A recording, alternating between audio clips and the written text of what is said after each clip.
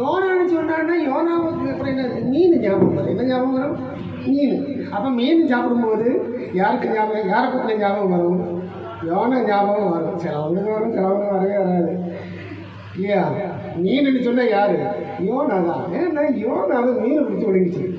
அது ஒரு கதை. இதை நம்ப முடியாமல் ஒரு 1700 ஆண்டுகள் கஷ்டப்பட்டாங்க. மீன் பிடிச்சி விழுந்துட்டான், மீன் பிடிச்சி விழுந்துட்டான், மீன் பிடிச்சி விழுந்துச்சு. இது எப்படி நம்புறது அப்படின்னு சொல்லி கர்த்தரால் ஆகாதது எதுவுமே இல்லை.